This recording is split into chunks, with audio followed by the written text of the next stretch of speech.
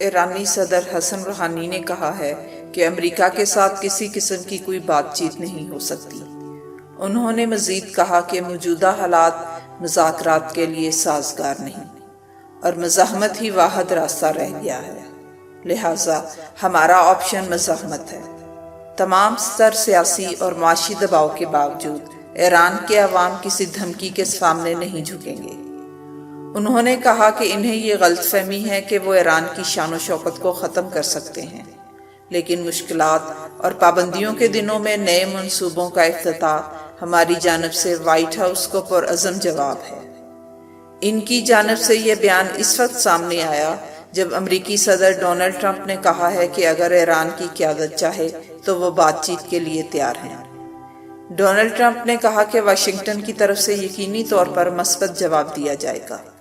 اس سے قبل ٹرمپ نے خبردار کیا تھا کہ اگر ایران نے جنگ شروع کی تو اس کا خاتمہ کر دیا جائے گا۔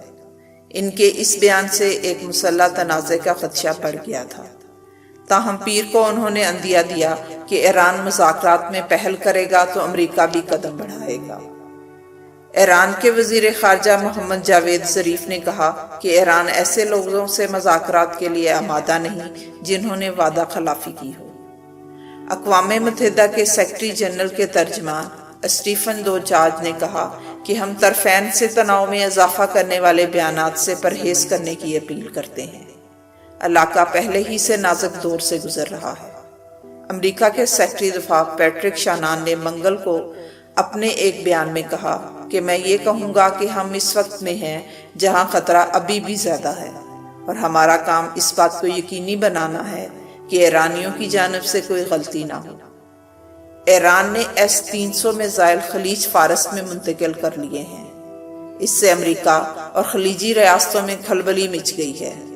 ایران کی جانب سے پوسٹ کیے جانے والی ویڈیو کلپ میں فضائی دفاعی میزائل سسٹم S-300 کو خلیج فارس کے کنارے واقع علاقوں میں منتقل کرتے ہوئے دیکھا جا سکتا ہے۔ ویڈیو کلپس میں میزائل اور فوجی ساز و سامان سے بھرے عسکری ٹرک بوشہر صوبے کے علاقے اسلویہ جاتے ہوئے دکھائی دے رہے ہیں۔ یہ علاقہ ایران کے جنوب میں خلیج فارس کے مقابل واقع ہے۔ یہ پیش رفت ایسے وقت میں سامنے آئی ہے جب ایرانی فضائیہ کے سربراہ عزیز نصیر زادہ نے پیر کے روز دھمکی دی کہ امریکہ کی جانب سے دھمکائے جانے کے جواب میں خطے کے ممالک کے دارالحکومتوں پر بمباری کی جائے گی اور خلیج فارس میں تیل کی تنصیبات کو نشانہ بنایا جائے گا۔ کہا جا رہا ہے کہ ایران کی اس مشق سے امریکہ اور کئی خلیجی ریاستیں تحفظات کا شکار ہو گئی ہیں۔ اس عمل سے خطے میں جاری کشیدگی کو مزید ہوا ملے گی۔ نصیر زادہ نے بوشہر، بندر عباس اور اصفہان میں فضائی اڈوں کے دورے کے دوران ایرانی ہوا بازوں پر زور دیا کہ وہ اپنی اس قیادت کی پیروی کریں جنہوں نے عراق کے ساتھ جنگ میں اپنی جانیں قربان کر دیں، اور اس دوران غیر وابستہ تحریک کے سربراہ اجلاس سے قبل عراقی دارالحکومت بغداد پر کاری ضرب لگائی۔ دوسری جانب امریکی طیارہ بردار جنگی جہاز ابراہیم لنکن نے پیر کے روز سے بحیرہ عرب میں مشقوں کا آغاز کر دیا ہے۔ امریکہ کے صدر ڈونلڈ ٹرمپ نے ایک بار پھر ایران کو خبردار کیا ہے کہ اگر اس نے مشرق وسطیٰ میں امریکی مفادات کے خلاف جارحانہ اقدام کیا تو اس کا سامنا ایک بڑی فوج سے ہوگا۔ ٹرمپ نے کہا کہ ایران ایک طویل عرصے سے مسئلہ بنا ہوا ہے اور اوباما کا تہران کے ساتھ کیا جانے والا جوہری معاہدہ بھیانک تھا۔